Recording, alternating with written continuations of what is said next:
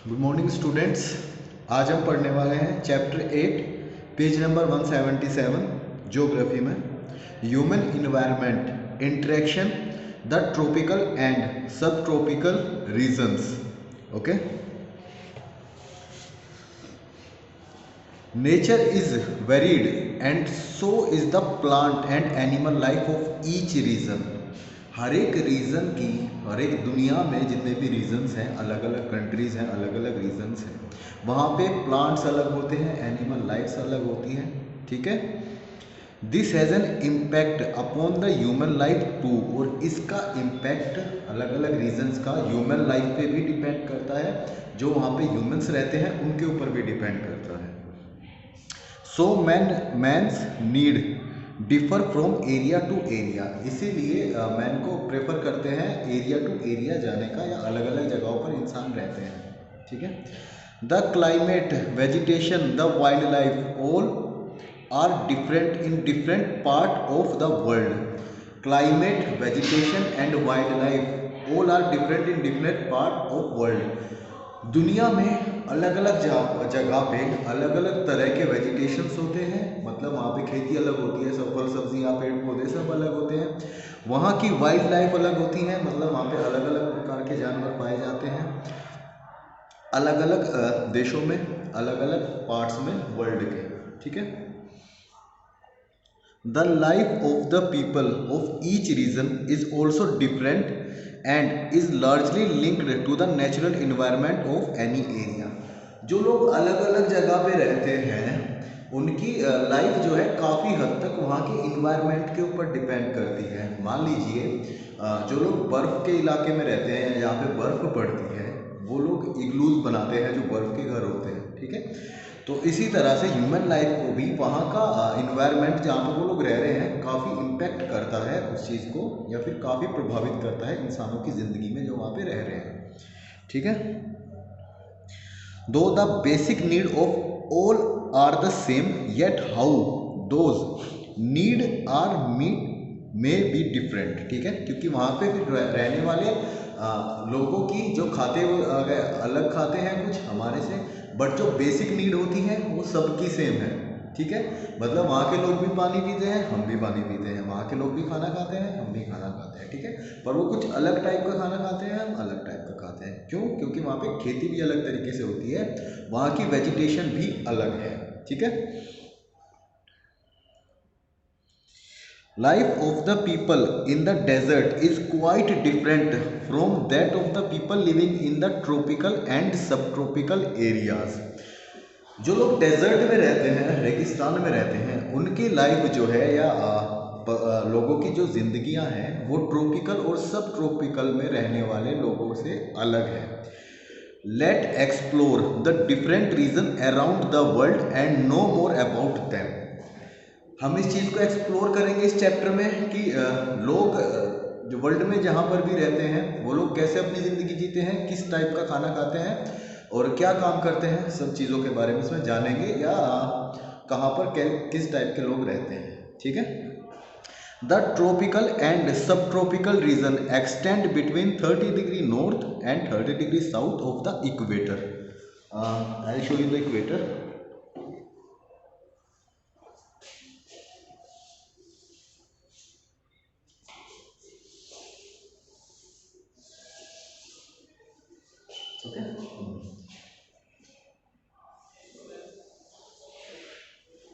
It's the earth. Okay,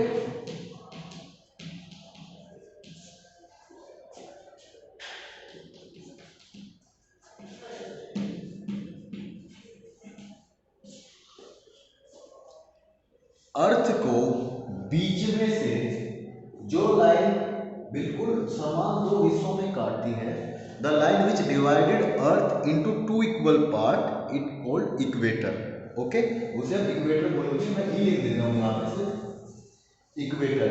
okay, ऊपर वाला area इससे होगा नॉर्थ, नॉर्दर्न हेमिस्फीयर। ठीक है, नॉर्थ, और नीचे वाला होगा साउथ। इक्वेटर से ऊपर नॉर्थ, इक्वेटर से नीचे साउथ। ओके, ये होता है 0 डिग्री स्क्वायर। 0 डिग्रीज पे हो गए।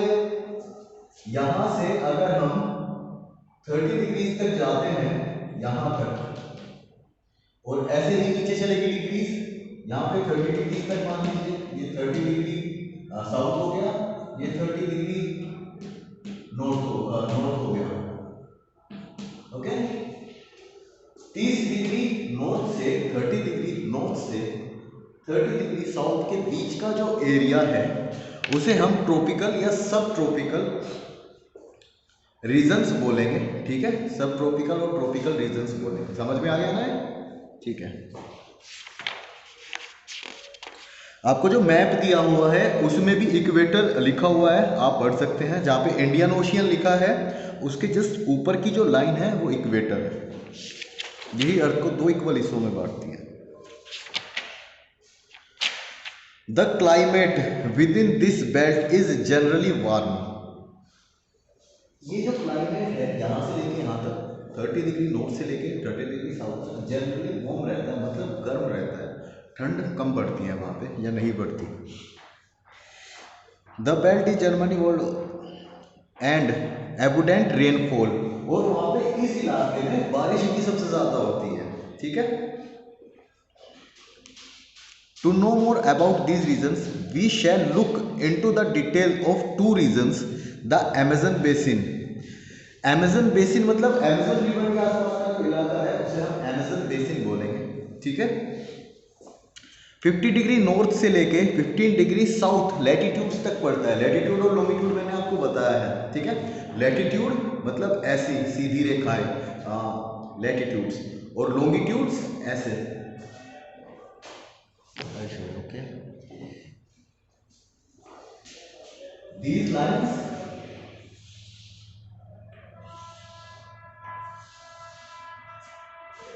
longitudes, okay, and these lines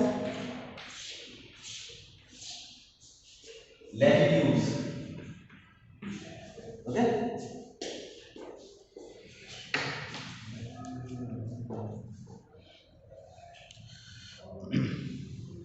Amazon basin जो एरिया है जहाँ से अमेजन रिवर होके गुजरती है, लैटिट्यूड वो 15 डिग्री नॉर्थ से लेके 15 डिग्री साउथ तक पड़ता है। यहाँ पे कहीं पड़ता है अमेजन बेसिन 15 डिग्री नॉर्थ से 15 डिग्री साउथ तक। ठीक है, 30 डिग्री नॉर्थ से 13 डिग्री साउथ तक सब ट्रॉपिकल और ट्रॉपिकल, उसी के बीच में 15 डिग्री नॉर्थ से 15 डिग्री साउथ तक अमेजन बेसिन।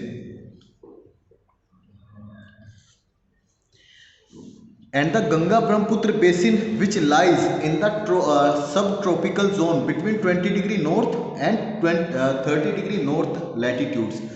गंगा ब्रह्मपुत्र जो बेसिन है जो कि इंडिया में ऐसे ही होके गुजरती है, गंगा ब्रह्मपुत्र, वो 20 डिग्री नॉर्थ से 30 डिग्री नॉर्थ तक है। मतलब 30 डिग्री नॉर्थ मैंने कहाँ बताया था आपको, यहाँ पे इस जगह पे, यहाँ से, और इसी के बीच में 20 डिग्री नॉर्थ तक ही, साउथ में नहीं बोला उसमें, नॉर्थ, इस लाइन से ऊपर ही, इक्वेटर से ऊपर ही 30 डिग्री नॉर्थ से 20 डिग्री नॉर्थ तक बेसिन है गंगा ब्रह्मपुत्र। ठीक है,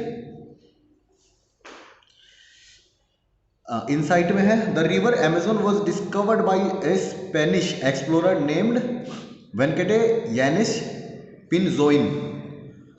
जो स्पेनिश एक्सप्लोरर थे उन्होंने अमेजन रिवर को डिस्कवर किया था, या अमेजन रिवर की खोज की थी।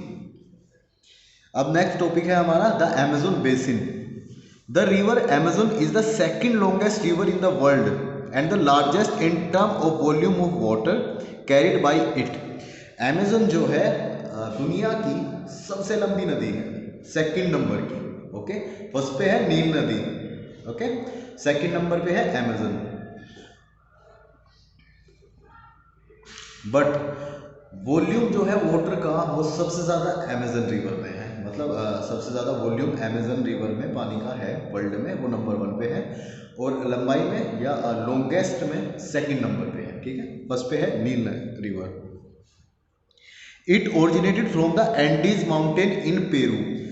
ये ओरिजिनेट करती है या ये निकलती है एंडीज माउंटेन से जो कि पेरू में है, and flows eastward into the Arctic ocean, और ये ईस्टवर्ड की तरफ बहते हुए आर्टिक ओशियन में गिर जाती है या खत्म हो जाती है वहां पे जाती है, ठीक है। अटलांटिक ओशियन में गिरती है ये नदी, ठीक है। It's vast river basin cover the part of Brazil, Peru, Ecuador, Colombia and Venezuela.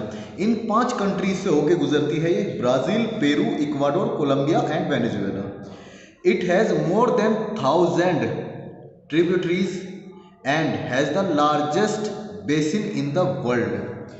इसमें 1000 ट्रिब्यूटरीज हैं and the largest basin in the world. इसका जो बेसिन है वो इस वर्ल्ड का सबसे बड़ा बेसिन है, ठीक है, the Amazon basin.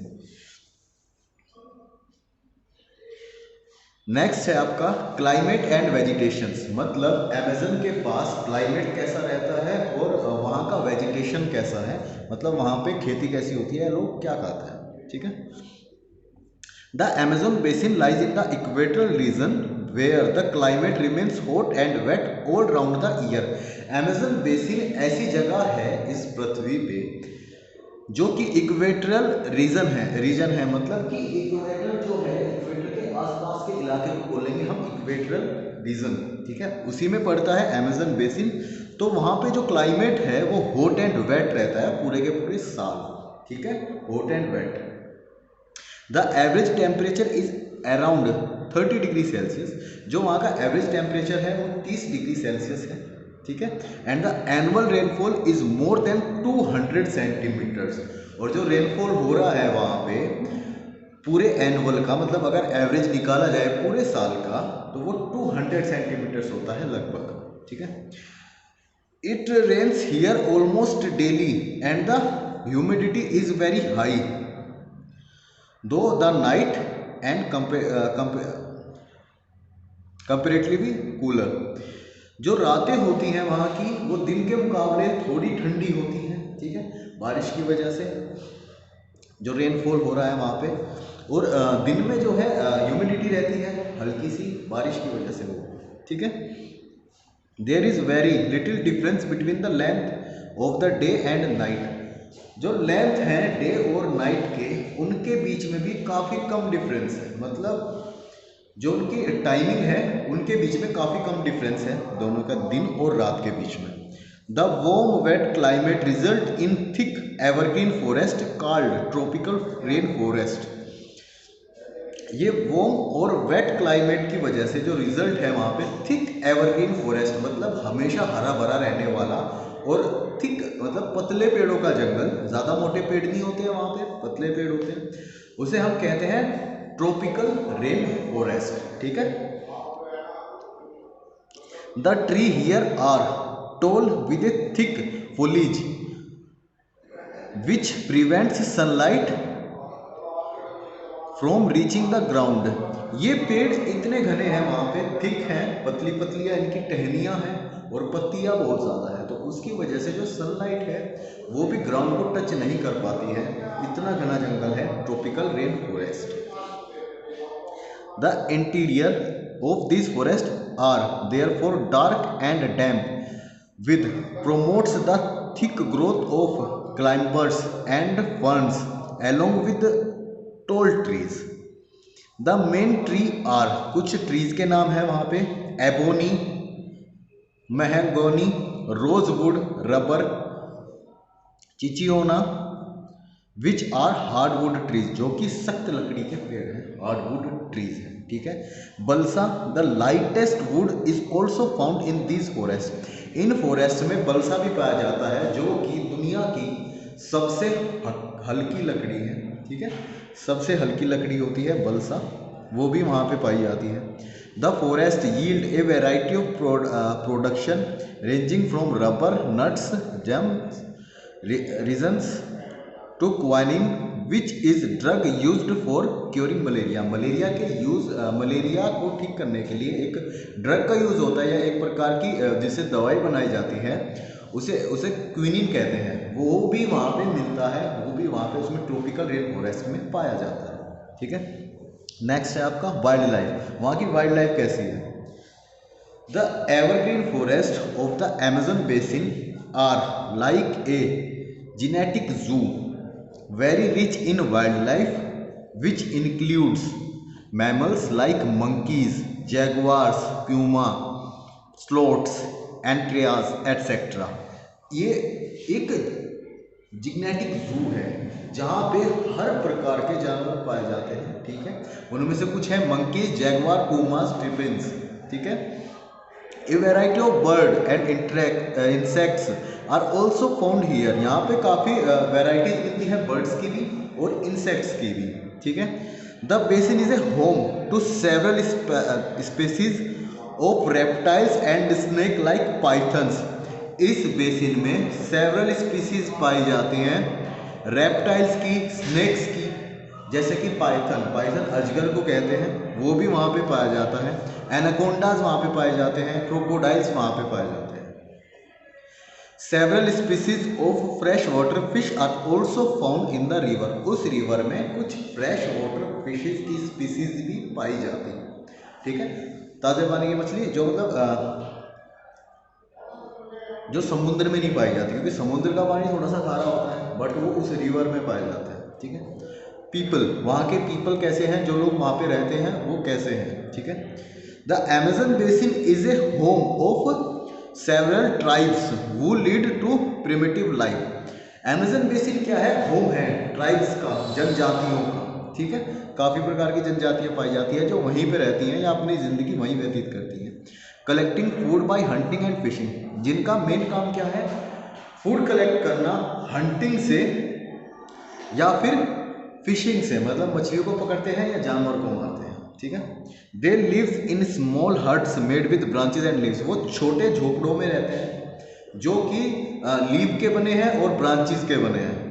Generally these are build on a platform in order to avoid flood water.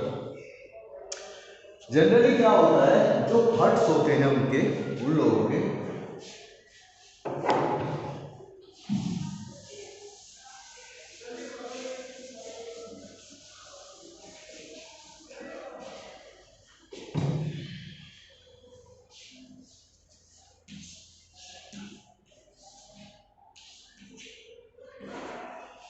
उन लोगों के हट होते हैं जनरली, वो एक प्लेटफॉर्म पे बने होते हैं ऐसे।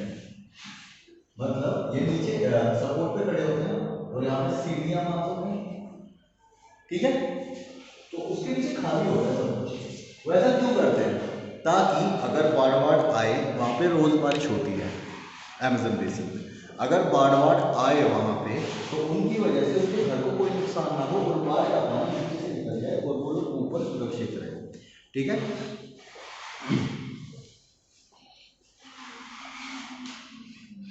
ये जो फोटो दिखाया गया है tribal people of Amazon basin, Amazon basin में कैसे ट्राइबल्स रहते हैं या कैसी जनजातियां रहती हैं उनका फोटो है नीचे। They grow crops like tapioca, sweet potato, pineapples, banana etcetera.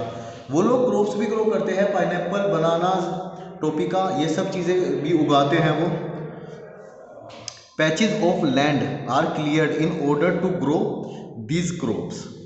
This is known as slash and burn agriculture. Slash and burn agriculture होता है कि अगर हमारी वो तैयार हो गई, उसके बाद हम क्या करेंगे, अपनी फसल काट देंगे, ठीक है। उसके बाद जो बचा कुचा वेस्ट है वहाँ पे फिर उसे जला देते हैं, ठीक है।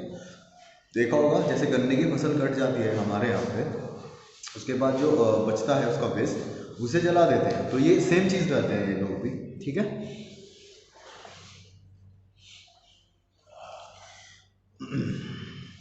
The region is also rich in minerals like gold, iron ore, copper, manganese and bauxite. वहाँ पे माइनिंग भी की जाती है क्योंकि वो एरिया जो है, जो ट्रॉपिकल रेन फॉरेस्ट है, वो गोल्ड, आयरन और कॉपर जैसे वहाँ पे मेटल्स मिलते हैं, ठीक है। तो उनके लिए खुदाई भी की जाती है, माइनिंग की जाती है वहाँ पे।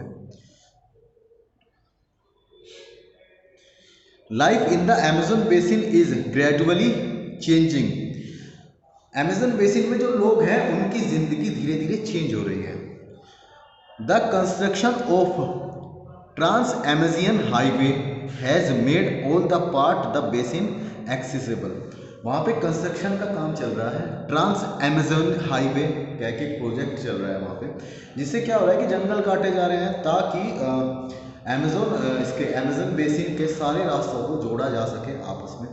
इससे वहाँ की जनजातियाँ जो है या वहाँ की लाइफ जो है वो काफ़ी प्रभावित हो रहे हैं, क्योंकि डिफोरेस्टेशन हो रहा है, पेड़ काटे जा रहे हैं रास्ता बनाने के लिए, तो उसमें उन चीज़ों से फर्क पड़ता है वहाँ के लोगों को। ठीक है, but the development activities are causing destruction of the biological diverse forest areas are disappearing very rapidly due to the large scale constructional activities। Forest areas जो है वो डिसअपियर हो रहे हैं बहुत तेज़ी से, क्योंकि वहाँ पे कंस्ट्रक्शन की एक्टिविटीज़ चल रही हैं, वहाँ पे हाईवेज बनाए जा रहे हैं, तो उसके लिए पेड़ काटना पड़ेगा। अगर पेड़ काटना पड़ेगा तो डिफोरेस्टेशन का मतलब ही वही होता है, पेड़ काटना। ठीक है, तो उससे वहाँ के जो जंगली जानवर है या जो ट्राइब्स रहती हैं वहाँ पे, जो जनजातियाँ रहती हैं वहाँ पे, उन चीज़ों पे बहुत फर्क पड़ रहा है उससे। नेक्स्ट है आपका the Ganga Brahmaputra basin. Ganga Brahmaputra basin, the Ganga Brahmaputra basin is one of the largest river basin in the world. Ganga Brahmaputra basin जो है वो one of the largest basin in the world. Number 1 पे कौन सा है? Amazon basin. Ganga Brahmaputra basin भी उसी में आता है, लार्जेस्ट में। ठीक है, lying south of the Himalayas, it extend approximately 2500 kilometers between river Satluj in the west of the river Brahmaputra in the east। ठीक है, ये हिमालय से निकलती है और लगभग 2500 किलोमीटर्स का सफर तय करती है, ईस्ट में बहती है। ठीक है, in the east. The area is drained by the river Ganga, river Brahmaputra and their tributaries. जो एरिया जो ड्रेन्ड होता है, मतलब जो एरिया कवर करती है वो कुछ गंगा रिवर कवर करती है, फिर ब्रह्मपुत्र भी आके उसमें मिल जाती है। ठीक है, और उनकी ट्रिब्यूटरीज जो उनकी सहायक नदियां हैं वो भी उनमें आके मिल जाती हैं आगे धीरे धीरे। तो ऐसे गंगा और ब्रह्मपुत्र का बेसिन बनता है।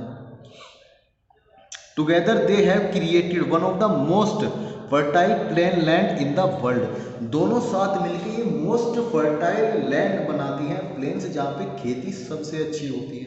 ठीक है, ये दोनों नदियाँ मिलके ऐसा वो बनाती है जिससे कि काफ़ी उपजाऊ ज़मीन हो, फर्टाइल्स अच्छे हों वहाँ पे।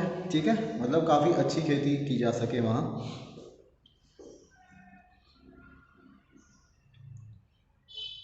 The main tributaries of the river Ganga. Ganga की ट्रिब्यूटरीज कौन है या सहायक नदियाँ कौन सी हैं गंगा के साथ जो बाकी की रिवर्स हैं?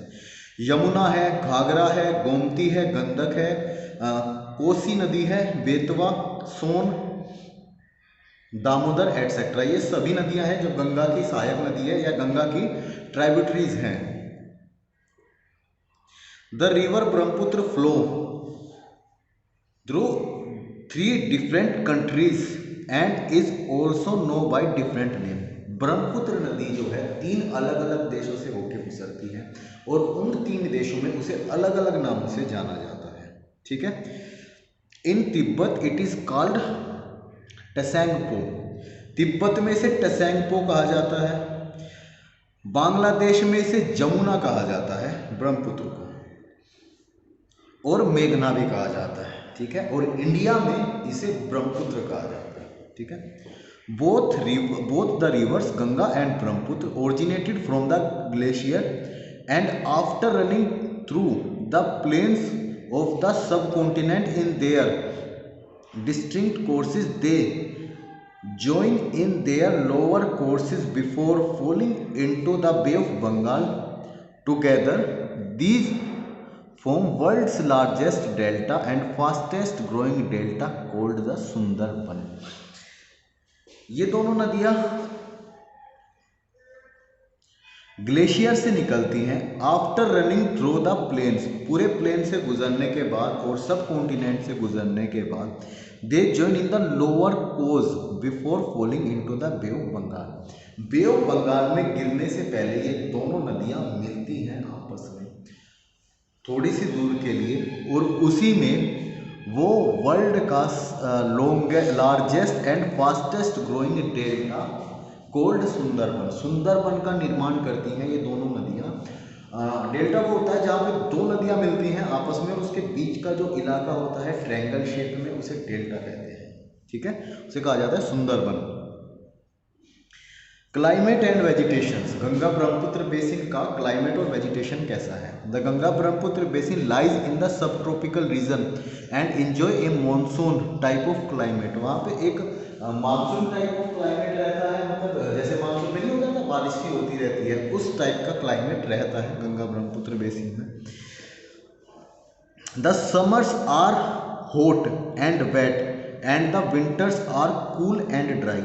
जो समर्स है वहाँ की वो हॉट है और वेट है, और जो विंटर है वो ठंडी है और ड्राई है। The south west monsoon wind blowing between June and September bring heavy rainfall. जो मानसूनी हवाएं जो हैं, जो जून और सितंबर में चलती हैं, उनकी वजह से क्लाइमेट जो है गंगा ब्रह्मपुत्र बेसिन का काफ़ी बारिश होती है, वहाँ पे काफ़ी हैवी रेनफॉल होता है वहाँ। As this rivers flow through the region of heavy rainfall they carry a huge amount of silt which helps in enriching the flood plains of north India. Heavy rainfall होगा तो उसकी वजह से बहुत सारा पानी आएगा, और उस बहुत सारे पानी की वजह से जो नदी में आ रहा है, उसकी वजह से नॉर्थ इंडिया के काफ़ी इलाकों में फ्लड्स आते हैं या बाढ़ आती है। ठीक है। The topography in this basin is varied which certain areas are mountains, the majority of area is a plain. ये जहाँ से होके बहती है वहाँ पे कुछ इलाकों में माउंटेन्स हैं और कुछ में प्लेन्स हैं, बट ज़्यादा इलाका जो है ये प्लेन का कवर करती है। ठीक है। प्लेन्स मतलब जिस इलाके में हम रहते हैं वो प्लेन है, और अगर हम इधर जाएंगे देहरादून साइड तो वो माउंटेन्स आते चले जाएंगे। ठीक है। The mountain are steep and inhospitable but the plains are fertile and support डिज़ाइन पॉपुलेशन के मामले में प्लेन्स में ज़्यादा लोग रहते हैं, माउंटेन्स में कम लोग रहते हैं। ठीक है। हॉस्पिटैलिटी भी यहाँ की अच्छी है, मतलब यहाँ पे चीज़ें इजीली अवेलेबल हो जाती हैं। माउंटेन्स पे इजीली अवेलेबल्स नहीं हो पाती हैं चीज़ें, जहाँ से नदी होके बहती है वहाँ पे। ठीक है। The vegetation cover varies according to the land forms. The lower mountain are covered with thick tropical deciduous forest where trees like teak, sal and bamboo are found। Mountains में जो है जो पेड़ होते हैं वहाँ पे टीक के पेड़ होते हैं, साल के पेड़ होते हैं, बैम्बूज बांस जो होता है उसके पेड़ होते हैं। ठीक है। These have great commercial value, जिनकी कमर्शियल वैल्यू काफ़ी है, मतलब जो काफ़ी महंगे बिकते हैं। ठीक है। The delta regions has mangrove forest where sundari trees are mainly found. इस डेल्टा में क्या है, सुंदरी एक टाइप का ट्री होता है, वो फाउंड होता है या वो मिलता है। The sundari trees grow in abundance in the regions as the soil in the plains is very fertile. Sundari जो पेड़ है वो वहाँ पे सिर्फ पैदा होगा जहाँ की सोयल जो है, मिट्टी जो है काफ़ी फर्टाइल होगी या काफ़ी उपजाऊ होगी। ठीक है। The forest cover has been removed to give way to agriculture. Food crops like rice, wheat, sorghum, gram and millets are growth on a large scale. इसके आसपास के इलाके में गंगा ब्रह्मपुत्र बेसिन में व्हीट काफ़ी होता है, राइस पैदा किए जाते हैं, और बाकी अलग अलग प्रकार की फसलें ये सब उगाई जाती हैं। ठीक है। Cash crops like sugar cane, cotton, jute, tea are also cultivated in several areas. Cash crop हम किसे बोलेंगे, जिसे बेच के हमें पैसा मिल सके। ठीक है। ओके, उसे हम कैश क्रॉप बोलेंगे। शुगर केन हो गया, कॉटन हो गया, जूट हो गया, टी हो गया। ठीक है। ये भी इसमें गंगा ब्रह्मपुत्र बेसिन में उगाए जाते हैं। ठीक है। तो आज यहीं तक रखते हैं, बाकी हम कल कंटिन्यू करेंगे। ठीक है। आप इसे रीड कर लेना, अगर किसी को भी कोई भी क्वेश्चन हो तो मेरा नंबर है, मुझे मैसेज कर देना। ठीक है। Okay, have a good day.